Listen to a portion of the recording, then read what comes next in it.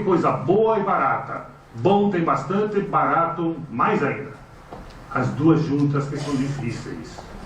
É exatamente isso. Então, procurar coisa boa e barata. Só boa, não interessa, gente. Porque boa, se só é boa e cara, tá certo? Não adianta, já está incorporado, como a gente diz no mercado, já bateu no teto. Não tem por que subir, você já está tudo precificado, ela é boa, todo mundo sabe, todo mundo fala bem. E aí eu vou citar um exemplo, sem desmerecer o banco, porque ele vai continuar, vai ter um monte de gente que vai continuar comprando e vocês tenham, né? Citar o Bradesco. O Bradesco, não sei nem quanto vale hoje no mercado. Quanto vale o Bradesco no mercado hoje? 100 bilhões, mais ou menos, né? 100 bilhões. Vai fazer de lucro 6, 7, 8 talvez. Então ele vai fazer 8, 7, máximo 8% do que ele está valendo no mercado de lucro. E vai distribuir umas merequinhas lá de 2, 3%, que é aquele yield. Então esse banco está com PL de 13, 14 e o yield do Faz-Merir só vai ter 1, 2%, que é o que tem distribuído. Belo banco, sem restrição nenhuma. Acho concentração bancária, inclusive privilegiou ele, não fez nada de extraordinário, mas também não fez besteira, tá certo? Belo banco. Só que aí, jornalista, lembra? Jornalista meio desocupado, você vai ver o preço no mercado do banco é 100 bi, que é a quantidade de ações vezes o preço do dia, multiplica, dá o valor do mercado. Aí você vai ver o seguinte, aí jornalistas escrevem que o banco é o melhor negócio do mundo porque tem um rendimento de 30%. E pior que o jornalista está falando a verdade. Não é? E nós que não temos informação, se o banco está dando 30% de rentabilidade, qual é o negócio que dá 30% de rentabilidade? Difícil. Ainda mais sendo o banco, ainda mais sendo o Bradesco. Só que ele está dando 30% de rentabilidade, que o jornal não escreve, a revista não escreve, sobre o patrimônio líquido. E não sobre o valor do mercado. Só que quando você compra ação, você não compra pelo patrimônio líquido, você compra pela cotação de mercado. Então tu vai ver que o patrimônio líquido dele é 25 bi, 27, mas ele está valendo 100, ele está com um ágio, 3, 4 vezes o valor de contabilidade, o valor livre dele. Né? Então, essa é uma grande desinformação que acontece a toda hora. Portanto, quando escreverem da próxima vez que Bradesco ganhou 30% ou 25%, vocês deveriam pegar aquele maledito jornalista que escreveu e dizer sobre o quê? Tem a informação correta, a informação pela metade é melhor. Aliás, a informação de má qualidade é melhor não tê-la. A informação tem que ter qualidade. Esta é uma informação de má qualidade que muita gente boa entra. Você entendeu o que eu falei? Depois das perguntas, se tiver alguma dúvida, eu volto ao assunto. Nunca dê ouvidos a espíritos santos de orelha. Faça o dever de casa, analise e avalie. Analise e avalie o quê? Balanços. E confesso para vocês que eu faço isso e não é nada sexy. É um monte de papel que suja a mão, um horror, sai no jornal cada 3 meses. Não é nada agradável você ler e olhar balanço, mas eu já achei cada barbaridade em balanço que até os céus duvidam. E depois não adianta reclamar que não sabia disso. A maioria das vezes está no balanço, as pessoas não leem, porque o balanço é chato. E tem empresa safada que publica os balancinhos com a letrinha desse tamanho. Precisa lupa para ler. Tá certo? E ali eles escondem muitas barbaridades e muitas ressalvas que os auditores fazem nos balanços, e essas principalmente, então tem que ir seco nelas. Primeira coisa que você vai olhar um balanço é a ressalva do auditor. E é o seguinte, o que o dono está dizendo e o que o auditor está dizendo. Se os dois não concordarem, tem problema. Então tem ressalva porque o auditor não está concordando com o que o controlador está falando. Então tem que olhar os balanços e, evidentemente, que tem dados essenciais, outros dados importantes, conhecer os diretores, conhecer a fama, a qualidade do produto que ele fabrica no mercado, a sua sensibilidade, ver se aquele produto tem crescimento ou está maduro, vai cair, é muito importante. Então são outras razões também, mas confesso para vocês que a parte mais chata é checar balanço. Por isso que não dá para ter muitas empresas, porque senão, você imagina a mão, né? Tá certo? Muito chato. Então 12 já é muito. Tenha coragem e personalidade de enfrentar a maré contrária.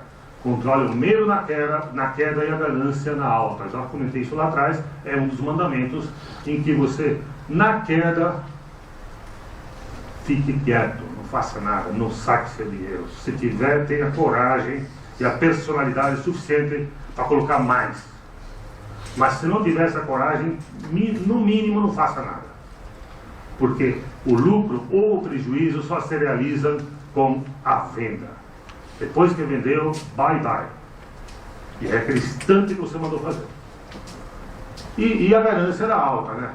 Saber que uma ação que subiu, você avalia os balanços, avalia os fundamentos, avalia a companhia, você tem que saber uma hora que a ação pode ter batido no teto, pode ter chegado no limite, e você pode, eventualmente, se desfazer dela ou parte dela para pegar, ajudar aquelas que estão mais atrasadas, dar uma mão para elas para subir. Então, este é o grande segredo do gestor de fundos em saber balançar um pouco as empresas que andaram demais com as que ficaram atrás. E tem empresas características travadas que na queda sobe menos e na alta, na queda caem menos e na alta sobe menos também. O setor elétrico é por natureza uma ação de viúva, como a gente chama, né? É uma ação que não tem grande, é quase que um CDP, tá certo? Então se às vezes as outras mais líquidas subiram demais, você pode buscar uma elétrica para fazer uma proteção. Aliás, esta foi uma das razões que no ano passado eu caí metade do que caiu o Bovespa. Eu tinha me calcei de bastante elétrica. Se tivesse calçado mais, teria sofrido menos, porque algumas elétricas que eu tinha como Transmissão Paulista e Eletrobras subiram, em vez de cair o ano passado. Estou citando um exemplo aqui, tem N exemplos que poderia citar. Aposte num azarão só para ter motivo de se desafiar e divertir-se. Ora, o azarão é a cereja no bolo. O azarão é aquela empresa que... Azarão não é fazer tiro ao alvo que acertou em vez de vista porque está barato. Azarão dentro dos critérios que você tem de conhecimento e de mercado, impostar numa companhia que tenha condições de superar o momento que ela está passando de dificuldade. Pode ser eventualmente inclusive um prejuízo, nesse caso, pode ser uma má gestão, pode ser um acidente, pode ter sido qualquer coisa, ou a falta de percepção. E eu já tive 3 azarões no mercado, e tenho uma, daquelas que eu mostrei lá dentro, tem um azarão, tá certo? Sempre tem. Então o meu azarão já foi, por exemplo, o Bradespar, que em 2002, 2003, que foi um split do Bradesco, eu tinha lá dentro a Globo Cabo, a época da crise da internet, todo mundo achava que a internet ia... Tá certo? Sabe que eu não minto, né? Eu invento a verdade, né? Então eu gosto quando alguém aqui do mercado me confirma as coisas. Então, a Bradespar, ela valia simplesmente metade, a cotação dela, você sabe que a Bradespar é uma das controladoras da Vale, no consórcio Vale Par, junto com a Previ, Mitsui e BNDES. O que aconteceu naquela época? A Bradespar estava cotada a metade do valor só da participação que ela tinha na Vale.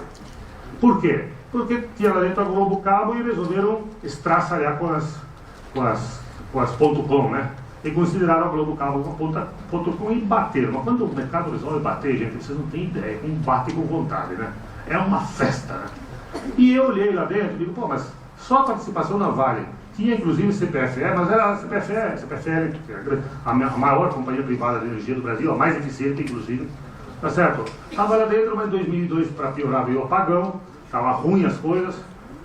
Aí eu disse, não é possível, essa companhia Vale não vai quebrar, CPFE, energia elétrica é difícil, mas apanhava por causa da Globo Cabo, comprei.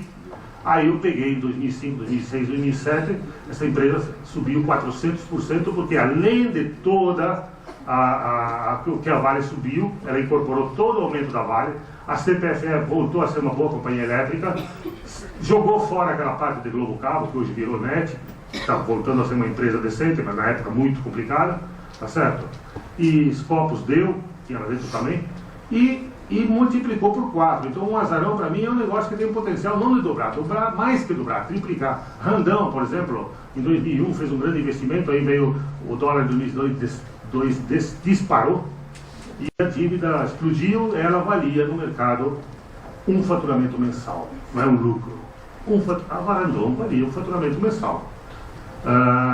Fiz uma posição pesada e 3 anos depois ela subiu 5.000%. já foi... Bom, não vou falar mais, senão vou chateá-los com todas as histórias. Mas tem um monte, inclusive eu continuo tendo. Mas